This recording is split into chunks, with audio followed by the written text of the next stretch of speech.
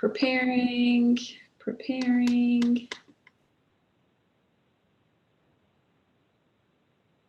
Done.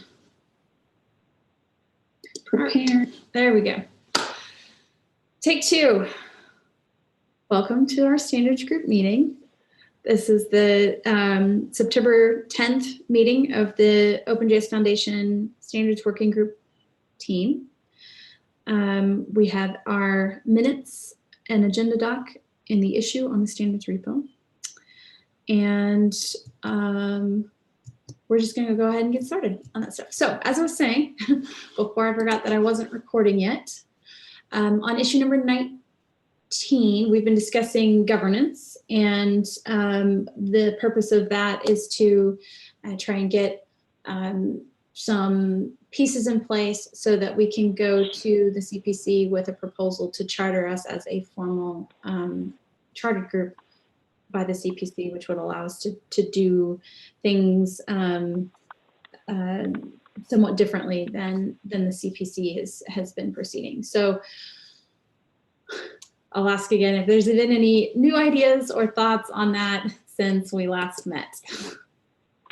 So I wasn't at the last meeting, but were there other charter groups already, or would we be the first? We would be the first, and that's kind of interesting to be the first to go through. Yeah, we'd be the very first. So unfortunately, there's not like a good governance document we can sort of crib off of. Right. So the ones that we have are the CPC governance document, which we could certainly take and modify to suit. It may be more governance doc than we need. I don't know.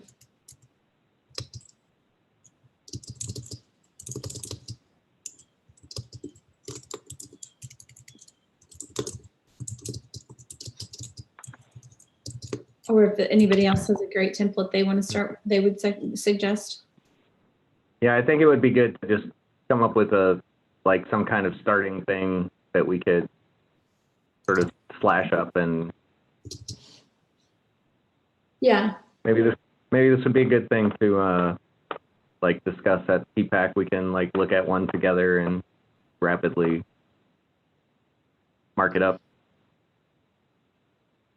I'm definitely fine with that. If we wanted, I think there's going to be a small group of us who will be there, so we could find time to do that, and then have something for this group to respond to, because I think that's part of the problem is we just need something for us to. Right.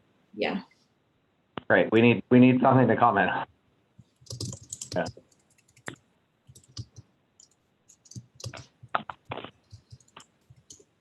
Okay. So is everybody okay with that being the action item? I think myself, Brian, Christian Broman, who else? Miles was gonna go, but is not allowed. Yeah. So I think there's three of us for sure. I think there are some others, but I'll have to.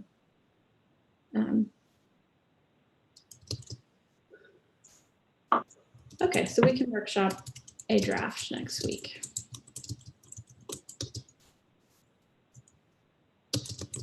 Okay.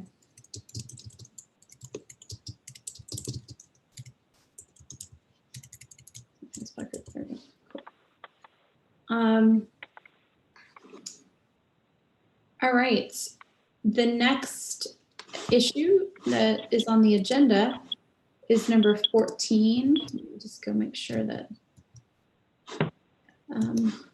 and that is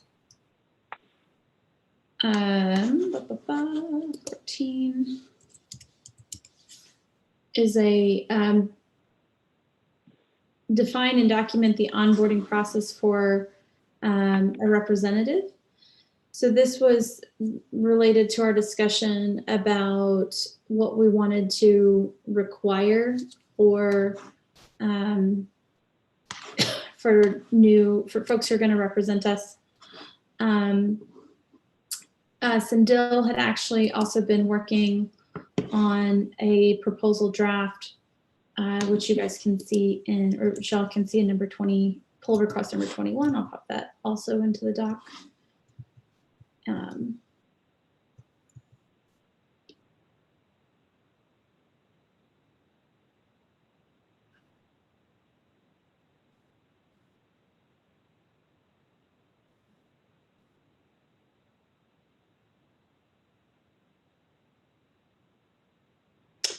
Let me go see.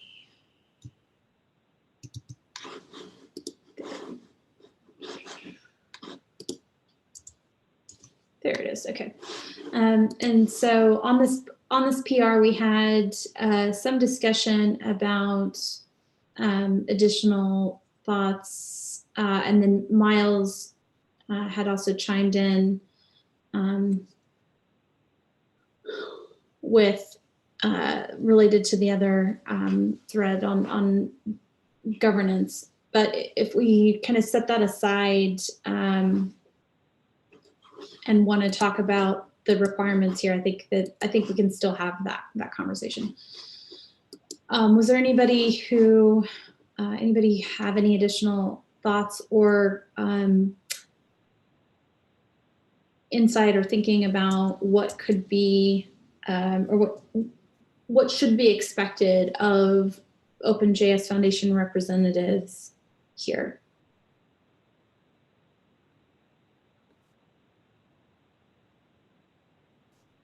And I'll give everybody a minute to read the pull request too, if you need a second to catch up.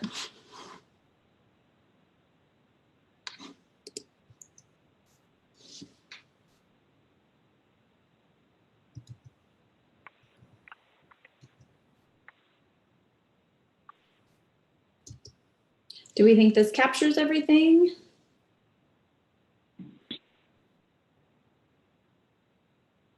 I feel like it's hard to say.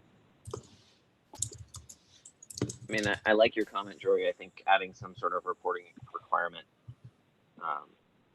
that's sufficiently vague, but indicates like an explicit expectation that like at least some sort of summary of what has happened should be communicated back for the community.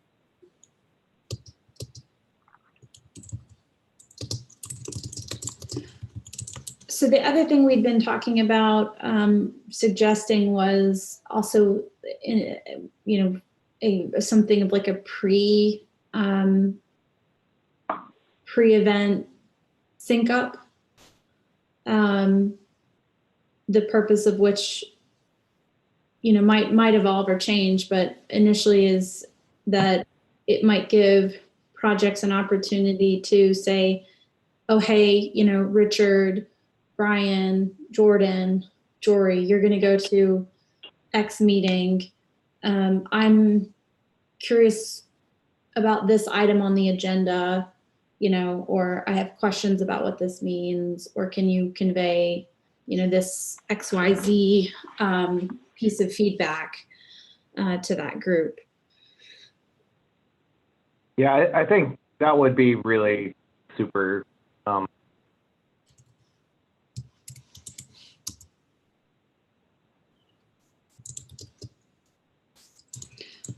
I don't know if we want to go so far as to make that as a requirement or just a, like, please try and make yourself available for this for like an hour or something. I don't know, or via email or Slack or something.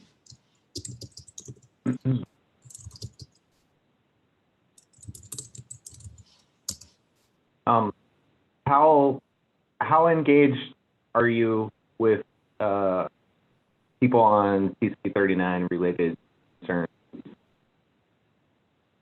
in this regard? Like, because I know, this is a new foundation, but like we all have come to here through some other path where there were like different levels of engagement through different means and everything. Just curious if we have good concept of like something that works that we can draw upon, or So we have, we do have like two people who kind of take turns. Richard is on the call, I believe. Yep, I'm here. And then, you know, I think also and Daniel is here and Jordan is here. So we have several folks who are at least regularly in attendance at the meetings, whether they're representing the OpenJS Foundation or not. And so one of the questions is just like, do we care to make a super clear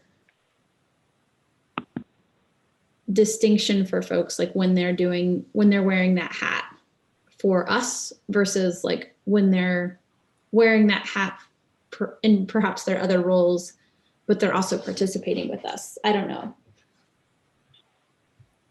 I mean, it seems to me like the difference is really who's paying for the expenses, right? I mean, Yeah.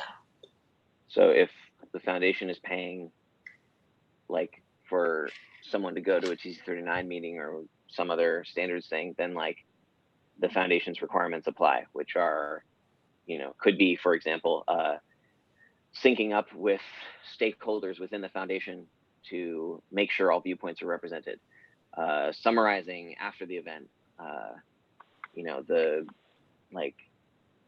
relevant things that have happened to, you know, so that the stakeholders can be up to date. And throughout the event, regardless of what code of conduct applies to the standards body, using, you know, following to the overlap of that and the OpenJS Foundation's code of conduct. Like, whereas if someone is being paid by their company, then they're not going as a foundation representative. And so the fact that they're in the foundation is kind of irrelevant. Maybe the code of conduct stuff wouldn't be irrelevant, but like that's kind of separate. So in my mind, it's similar, but not necessarily tied to the expenses. That if you're claiming to represent the foundation, then you have a responsibility to present the information and ask the questions that that other parts of the foundation declared relevant and conveyed to you before the event, and then also to report back, and then also to abide by the foundation code of conduct. That seems better. yeah, Obviously, we can make covering expenses like we won't cover your expenses unless you are claiming to represent the foundation. But I actually like the claim. Perfect. Yes.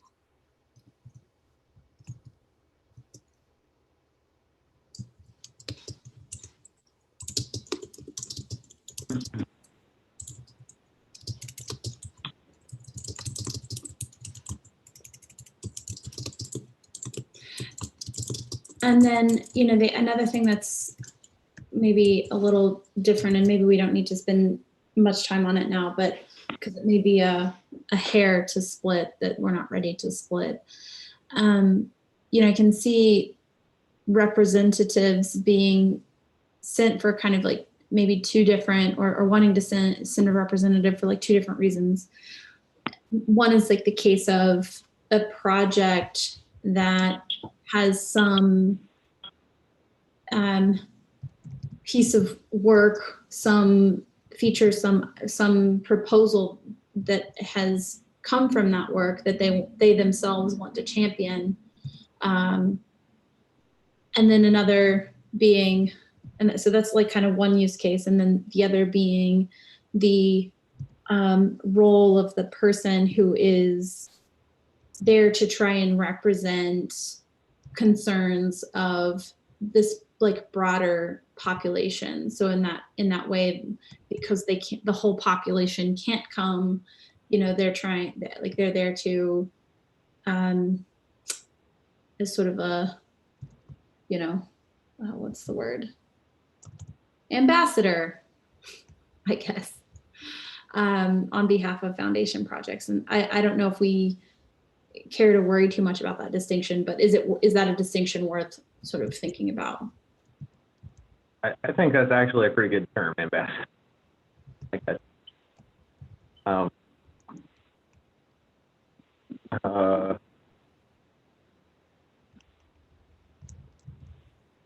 So something to think I'm about. wondering. Oh, sorry. Sorry for so I'm interrupting. wondering- Go ahead. Go ahead. No, you first. Sorry. I'm wondering. So there was a proposal that was made like pretty early in the process for JS Foundation to kind of take up some of these outreach meetings that we have been doing. And that seems like a good monthly opportunity to optionally have a touch base on proposals and what solutions are.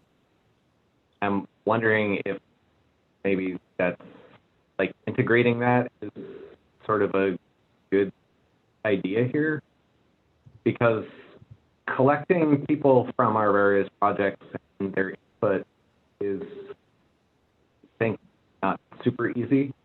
And I don't know that the pre-event 1 hour thing like maybe leaves it very, very broadly open.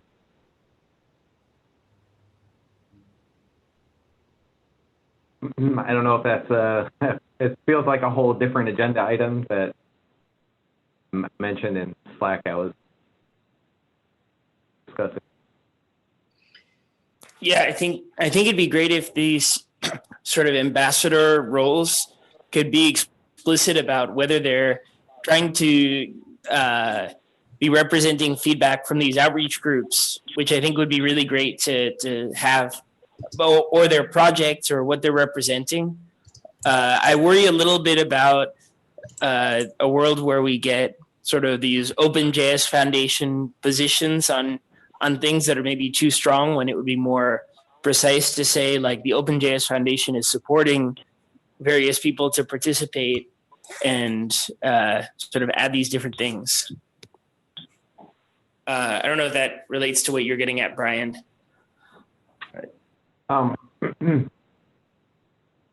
Yeah, I mean, I think that that's a thing that we tackled in those groups about whether like we wanted to even talk about whether the group itself had a sort of a unified voice of opinion or not.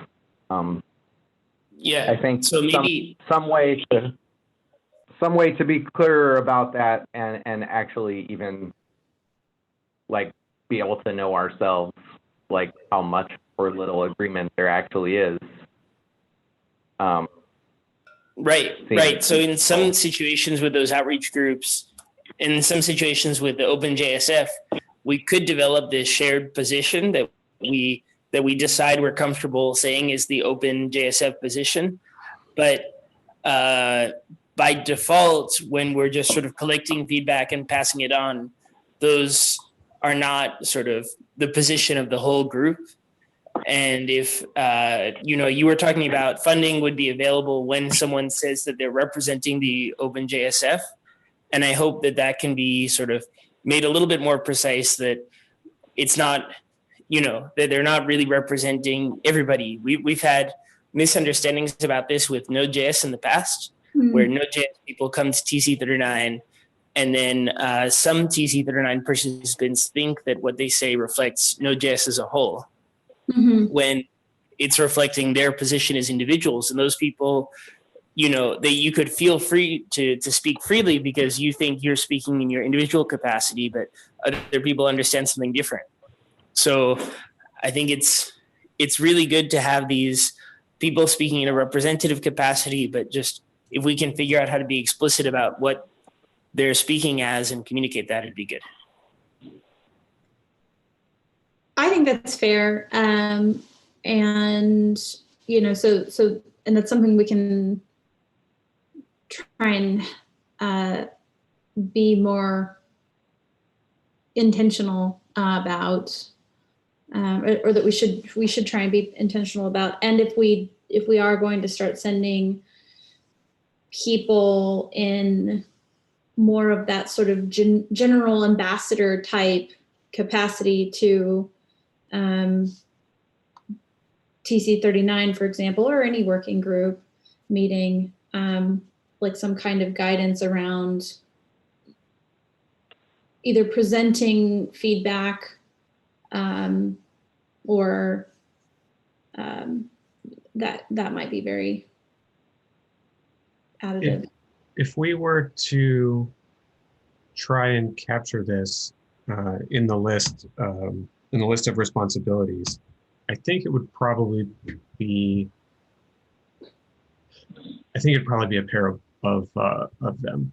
So the first would be a responsibility to convey the viewpoint of the foundation members that expressed one as important.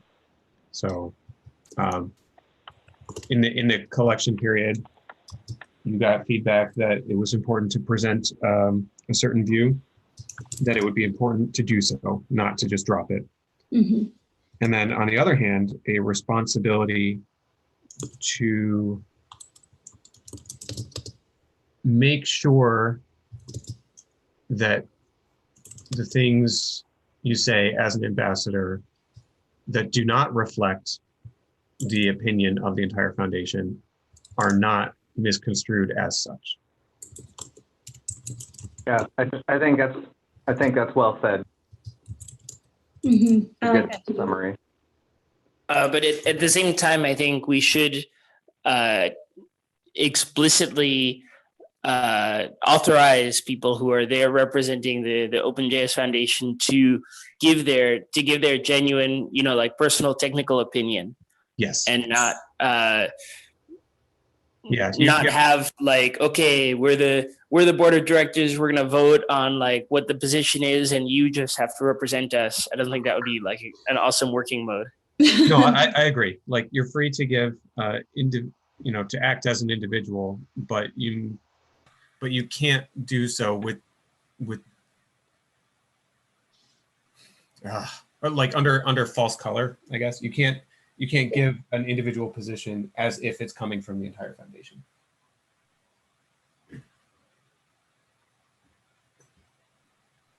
Yeah, and that may come from that may get a little easier, or we may be able to make that a little bit easier by identifying prior to any given meeting what that individual's goals are in attending the meeting on behalf of the OpenJS Foundation, and what the goals of like the projects that have asked to have feedback shared might be, right?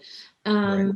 And if those kinds of things can be sort of like bulleted out, that helps kind of focus the feedback and focus the conversation for that person in such a way that may help them not accidentally give the wrong impression, because I mean, frankly, that's what would happen if anything, right? That we don't have people here who would be willfully wanting to go right. But and if anything, it seems like the default mode that it would be an exceptional case to represent the entire foundation, because it's rare to have that strong a consensus amongst the constituents. I would agree with that. Yeah, I mean, and I think in probably most cases, we're going to be sending, one or two people who have work directly related to some active proposals, and maybe one or two other projects have something very specific, they want to convey, and it's kind of reducing down the world of all possibility to just a couple of things is easier. Right. Agreed. I modified Jory's words on the first bullet to reflect what we said, to make sure that I didn't misrepresent them.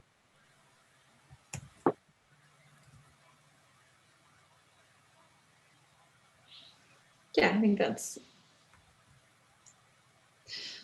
I mean, that's part of hopefully the benefit that someone, or a benefit that someone gets in sort of volunteering to take on this role of representation, is that they also get to express their own technical opinion.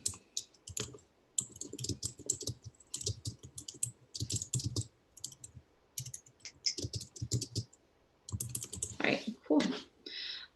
So this is pretty good. Any other comments or thoughts?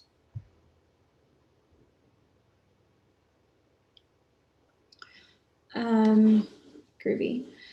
So issue 13 was very much related to, well, they kind of merged those two issues together. So we had the onboarding process, and then we also had the roles and requirements, and that's in, and I think we've kind of covered both of those. Oh snap! Did I miss something very important?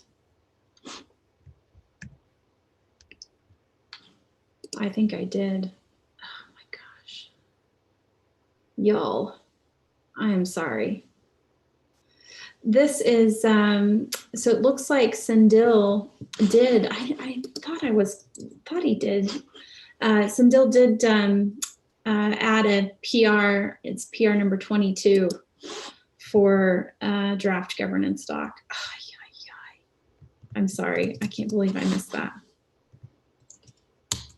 There we go. So that's related to the first issue, 19. Do we want to take a minute and look at this?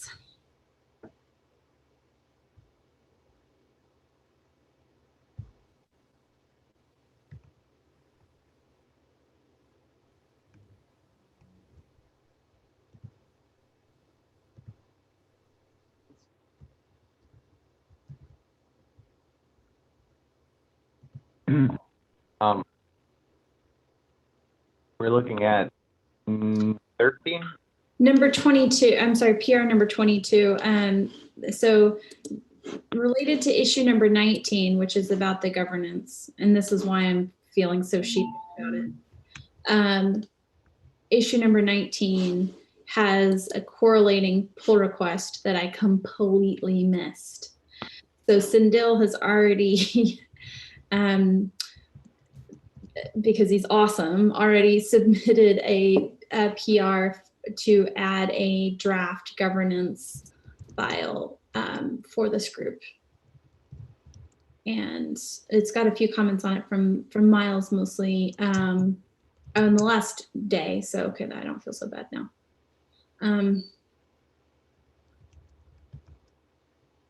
But it's basically saying anybody can join the meetings. It's not time limited in terms of membership. There's no fixed size of the working group or anything beyond that. And it's open to CPC members and foundation project. Yeah. I don't know, it seems pretty good. Yeah, looks good to me. Miles's comment 4 days ago says we should discuss in a meeting, which I guess we kind of are, but I don't know if it makes sense to discuss without Sindil or Miles here. Yeah, I mean, I think we can. I'd love for Sindil to be present, but I think this is a great start, and that means like maybe at TPAC we can, Brian and Christian and anybody else who may be interested in also coming to that breakout meeting, we could chat about and add other comments to it. So I just want to make sure everybody saw it, since clearly yours truly did not. Okay. All right, so our last issue is issue number 6, which is standards related travel budget clarification. This is sort of one that we've picked up and put down. The idea is that we would start to flesh out perhaps a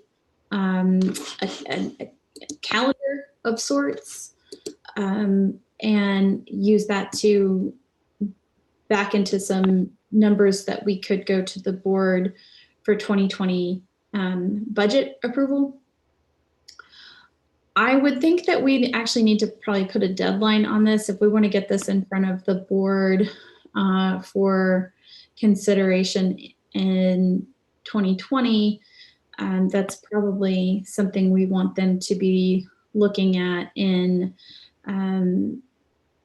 October, November, because they'll probably be voting on budget approvals and meetings in December, if I were guessing. So I don't know if anybody is particularly interested in trying to do some napkin math and take up this particular issue, but I think what's needed here is those estimates.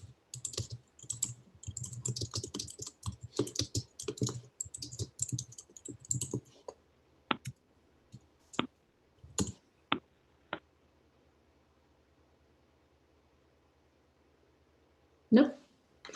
Okay. Let me go back to issues. So that was all of the items on the agenda that had been generated, but we also have some other issues that have been opened. Donovan, do you want to talk about TC53? Sure, I'll give it a shot. Apart from Jory, I don't know if anyone else is familiar with TC53. It's a ECMA group that is focused on ECMA module for embedded systems for doing GPIO. Basically, the ability to control hardware with JavaScript and having a standard library available for embedded systems, things that are running, things like Quick, JS, or XS. Just standardizing that API that they would use. They've been meeting for about a year. They're making a lot of good progress. The XS team, or actually the Moddable team, has been doing a lot of implementation work. They're real nimble and getting a lot of features that are coming out of TC39 that apply to TC53 in place quicker than a lot of the other groups have been able to do. So it's neat to see, but I've been attending because I have a fear that they are just kind of going to forget about the node world, and not just the node world, but anything that's running JavaScript on something larger than an embeddable device, because there's a lot of things that we do and expect to be able to do that they aren't necessarily concerned with. Things like asynchronous behavior. They expect everything to happen real time. But if the asynchronous behavior is not addressed in the API, then it's kind of worthless for the rest of us. So I've been attending in that capacity just as an invited guest. I think Jory was the one who initially suggested that I attend. And it's been really great, but I don't have a guaranteed seat at the table. So I was just wondering if there was an opportunity that I could serve in a role for the OpenJS Foundation to make sure that our concerns are addressed as well.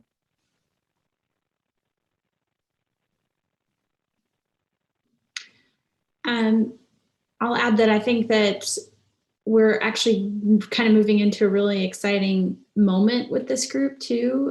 Donovan, I don't know if you agree with that, but it feels like after a while of just sort of like getting started and getting the group bootstrapped. We're moving to a place where we're actually going to be drafting our first specification or first text that will move towards specification status soon, and that's a cool point in time, I think. I agree. I want to add, putting on my ECMA execcom hat on, that Jory can, where Jory's my peer as well. Our invited expert policy is really important. And if you're attending those meetings as an invited expert, I don't think that should be seen as like a subordinate status. And if, I'm happy that we can get this worked out through the OpenJSF, but also I want people to be able to contribute as invited experts in a secure capacity. So. Okay. I think also we have a lot of projects in the OpenJS Foundation that, and this is where I wish, like, is Nick on the call? Nick was, no, he's not. Okay. Bummer. The Node-RED group, and we had another project in the foundation that I thought could be really interested in this as well, but they just haven't been quite as evolved. But it's an opportunity to bring those kinds of projects, together on stuff. But I'm super +1 to adding TC53 to our kind of purview of groups that we watch and participate in some way. And also super +1 to Donovan. So, I've been listening in for the whole call, and it sounds like a lot of the groundwork is being laid on what the requirements would be. I'm just curious what other steps I might need to take, what my action items would be to make sure that ball stays rolling with regard to TC53. Great question. So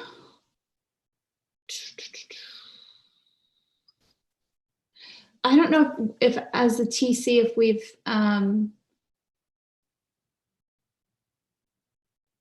we need to probably borrow the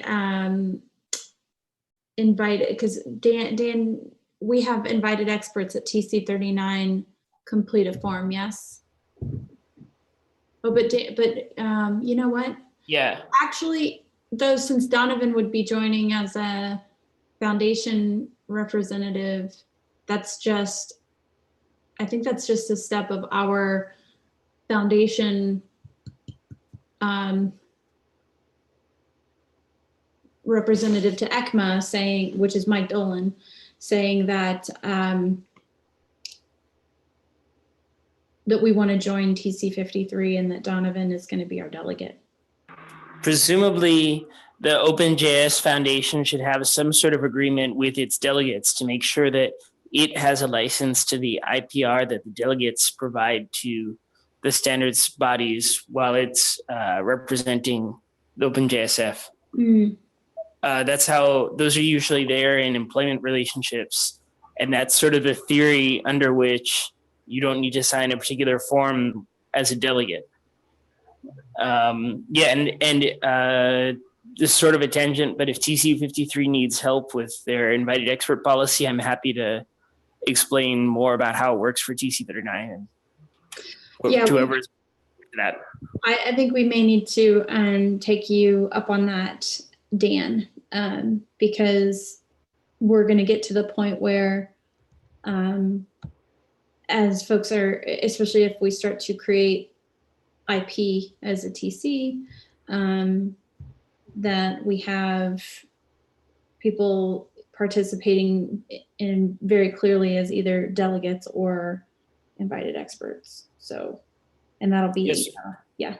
Okay. So does the foundation have a legal agreement for its people who it sends as standards representatives that they are licensing the IPR that they contribute to the appropriate party, which I think is the OpenJSF?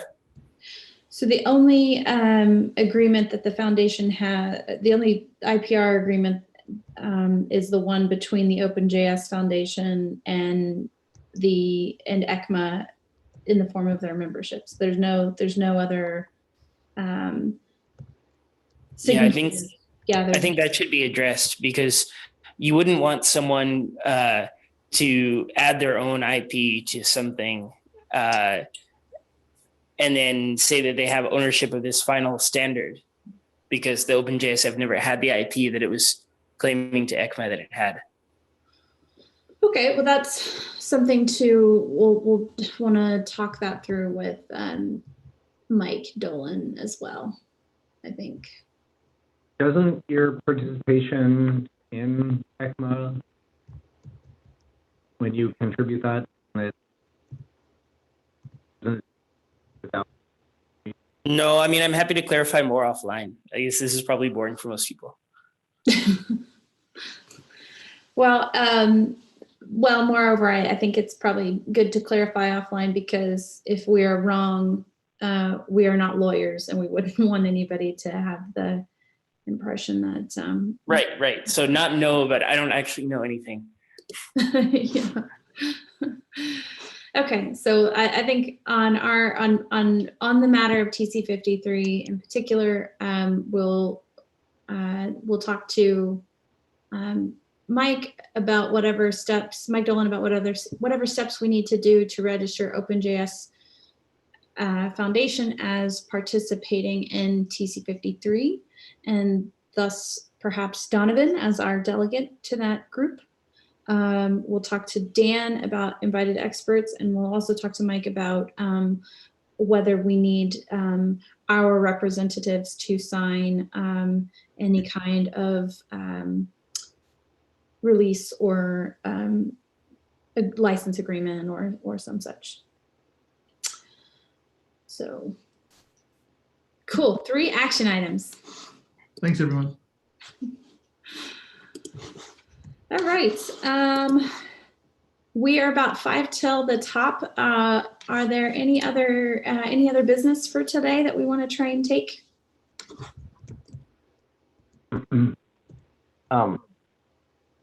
Do you want to either take up the issue of the outreach groups or add it to a future agenda?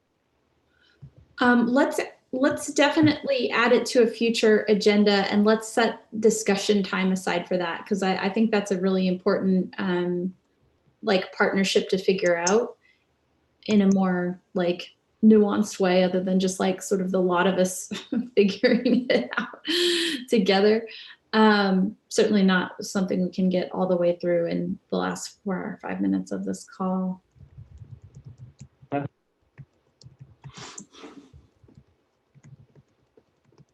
I'll also quickly say I had proposed maybe office hours before TPAC for Brian Cardell and Christian and myself, and I'm still happy to do that tomorrow at noon Eastern if anybody is interested in that. I will be there. Cool. All right.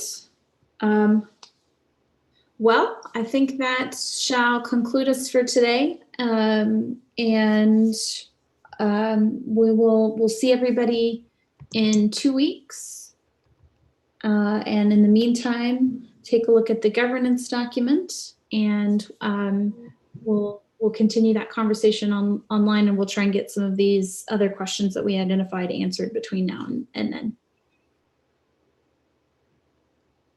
Thanks, Jory. Thanks, everybody. Yeah, thank you, Jory. Cheers, everyone. Bye.